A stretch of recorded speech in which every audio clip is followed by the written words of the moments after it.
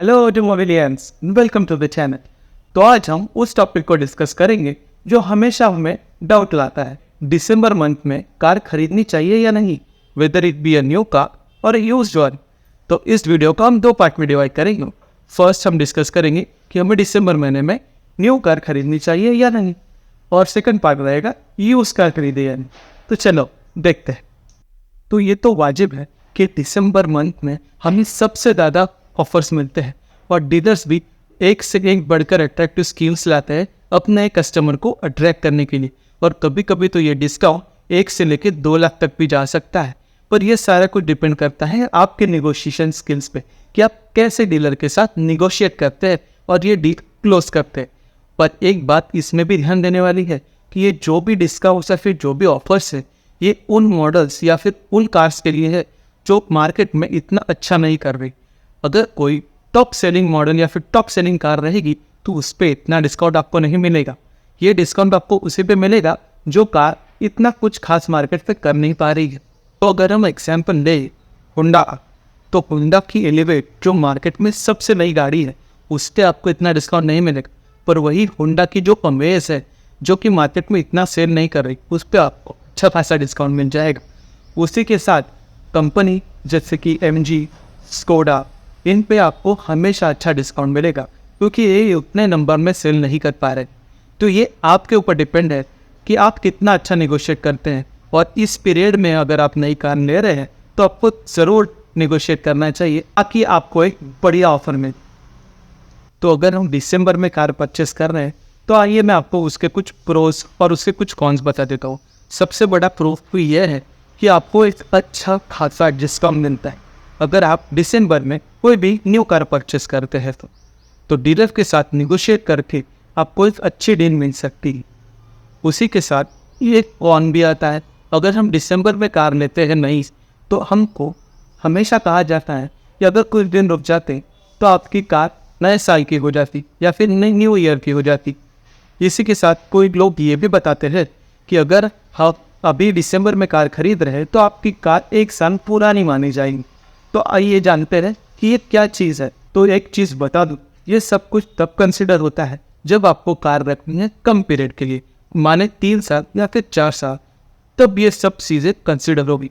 और अगर आपको कार रखनी है एक लंबे ड्यूरेशन के लिए, मानो 7 साल 8 साल या फिर कोई तो 10 साल भी रखता है, उस सिनेरियो में ये चीज़ें मायने नहीं रखती और आप बिंदास जाके दिसंबर में कार परचेस कर सकते हैं। पर वही अगर आपको शॉर्ट ड्यूरेशन के लिए कार रखनी है तो आपको ये चीज़ें कंसिडर करनी पड़ेगी। तो ये चीज़ कंसिडर की जाती है आपके कार की RC से। जी हाँ, तो RC में 2 चीज़ें बड़े ही इंटरेस्टिंग मेंशन होती है। एक होता है year of manufacture of the car और दूसरा होता है year of registration of the car. अब मैन्युफैक्चर तो जैसे कि आपको पता ही है कार कब मैन्युफैक्चर रहती है वो डेट, और रजिस्ट्रेशन वो है जब आप परचेस करते हैं न्यू कार और वो RTO में रजिस्टर होती, तो ये होता है रजिस्ट्रेशन ईयर। जब भी आप डीलर के पास जाएंगे अपनी कार रीसेल करने के लिए, वो आपसे आपकी RC मांगेगा और उस पर वो देखेगा ईयर ऑफ मैन्युफैक्चर। और अगर उसमें भले ही आप दिसंबर में परचेस करते हो, पर फिर भी वो कंसिडर करेगा वो कंप्लीट ईयर। तो अगर कार हमारी दिसंबर 2023 की भी है, फिर भी वो 2023 की ही कंसिडर की जाएगी, ना कि 2024 की। तो अगर रमेश अपनी दिसंबर 2023 की कार मार्च अप्रैल में भी बेचता है 2024 के, फिर भी वो 1 साल पुरानी मानी जाएगी। तो इसीलिए मैं कह रहा हूँ, अगर आपका कार रखने का ड्यूरेशन लंबा है 8-10 साल का, तो ये 1 साल उसमें कुछ कंसिडरेबल अमाउंट डिफरेंस नहीं करेगी। पर अगर आपका ड्यूरेशन छोटा है 2 साल 3 साल, तो ये 1 साल उसमें अच्छा खासा प्राइस में डिफरेंस ला देगा और आपकी रीसेल वैल्यू घट जाएगी।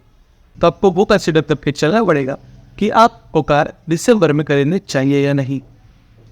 और एक चीज़ बता दूं, अगर आप जनवरी में भी कार खरीदते हैं फर्स्ट हाफ में, तो आपको डीलर से ये 100% पता कर लेना है कि उस कार का ईयर ऑफ मैन्युफैक्चर क्या है। मोस्टली क्या होता है कि जनवरी फर्स्ट हाफ तक भी आपको डीलर वही कार देगा जो प्रीवियस ईयर दिसंबर में मैन्युफैक्चर है। तो आपको ये ज़रूर देखना है कि आप जो भी कार खरीद रहे हैं न्यू ईयर में भी, तो फर्स्ट हाफ तक आपको ये हो सकता है कि पुरानी ही कार दी जाए।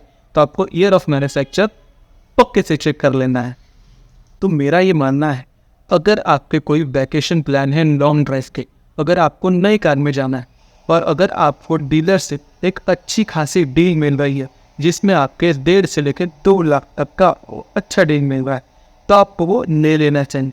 क्योंकि अगर आप सेकंड हैंड मार्केट में भी जाते हैं और सेल आउट करते हैं अपनी कार, जो कि इस पीरियड में आती है दिसंबर या जनवरी में, और अगर डीलर उसको 1 साल पुरानी भी कंसिडर करता है, तो वो डिफरेंस अमाउंट 50,000 से लेके 1 लाख तक का ही रहेगा जो डीलर आपको कम देगा, और वो आप पहले ही यहाँ पे कम देके उसको निगेशिएट कर चुके हैं। तो मेरे ख्याल से वो डील आपको ले लेनी चाहिए।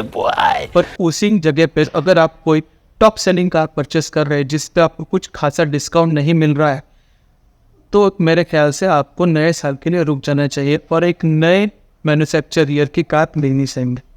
अब यूज कार केस में आ जाते हैं, तो अगर आप सेकंड हैंड कार परचेस करना चाहते हैं तो मेरे ख्याल से December is the best time to buy, क्योंकि डीलर्स जिनके पास काफ़ी सारी सेकंड हैंड कार रहती है उन्हें भी इस पीरियड में सबसे ज़्यादा डिस्काउंट देना पड़ता है, क्योंकि जैसे ही ईयर चेंज होता है उनके लिए सारी कारें 1 साल पुरानी हो जाती है और उनको पता है कि अगले साल इनका प्राइस और कम हो जाएगा, तो वो भी जल्दी से जल्दी अपना स्टॉक क्लियर करना चाहते हैं। तो सेकेंड हैंड मार्केट में भी आप अच्छा खासा नेगोशिएट कर सकते हैं इस टाइम ड्यूरेशन में, और आपको एक अच्छी डील मिल सकती है आपकी यूज कार पे भी। तो आई गेस आपको एक मोटा मोटा अंदाज़ा आ गया है कि आपको इस ड्यूरेशन में क्या करना चाहिए। मेरी इन्फॉर्मेशन आपके कोई काम आए और आपका कार बाइंग एक्सपीरियंस अच्छा है। तो मिलते हैं नेक्स्ट वीडियो में। बाय।